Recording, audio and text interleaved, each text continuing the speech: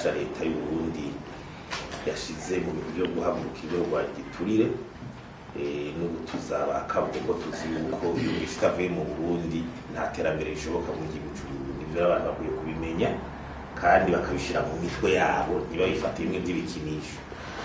Twagira rero gushimye kubona umukarayi mugabo tukavuga tuti kugira iyo ngwani kabisa hasaba urugamba rero kagira ico twokwita mu gifaransa plan stratégique, no kuvuga umugambi nyene uri hamwe ushirwamwo bahamagarira abantu bose bagashyira ingufu hamwe.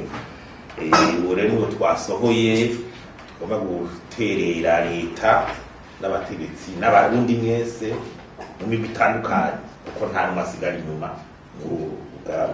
ubwa mbere rero mfashe inkingi ico nita inkingi ipiriye yo kugira igiturire kirwanya. Ubwa mbere hategeza kuba ico bita no kwita kampani gukangura abarundi kubica gukangura abarundi bose muri rusange. Ico giheze rero hacakurikira gusubiramwo amategeko agwana igiturire.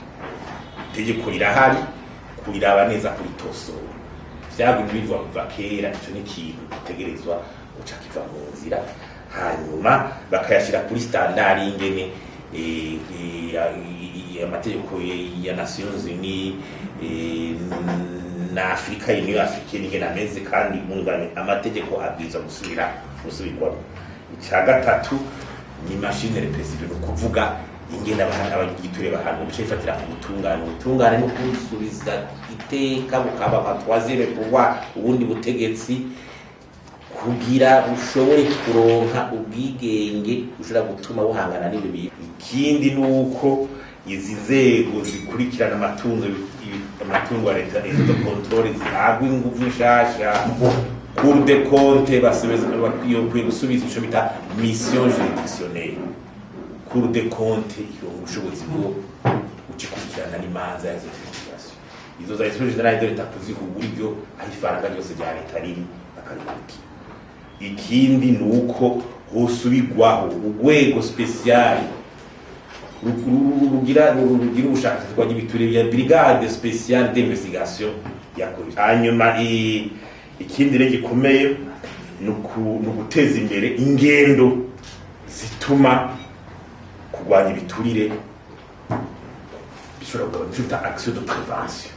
Ikindi gikomeye ni ahandi usanga ingene bigenda no kuraba ukuntu bijya bintu by'ubuganuka makaduhabwa abategetsi bijya kenshi usanga hanyegeje n'ubiturire ico bitasha de conscience. Abategetsi usanga ko batanga ubuganuka bahereza abategetsi umure bari kindi kintu babifuza gushikako n'abagwiza tunga usanga ko bagira bene ivyo ku bategetsi kuba ari ikindi kintu bashaka gushikako ahandi rero barabibuza. Hanyuma ikindi ingene amaproje makuru y'igihugu bayasuzuma ingene ari karaja mu ngiro. Amafaranga kaza ari menshi mugabo ugasanga ico yamaze ku rubuga ikiboneka neza. Aho uca wumva ikintu kiba kiri. Hari ico bita kuraba ingene imigambi ikora amakampanye, ingene barondera uburyo financement de campagne. Iyo si cyo coalition politique. Ibindi no kwico bita confidente. Ni kintu bita incompatibility kubinyamabanga atajana. Hari ico twita ibi vya tesorisation amahera usanga nyegeje. Hari ivyo kurikirana amaraporo ya transparence budgetaire ubushikirana bw'igashya leta kwaza buratanga amaraporo y'ingene amafaranga ritakoreshwa muri ibi.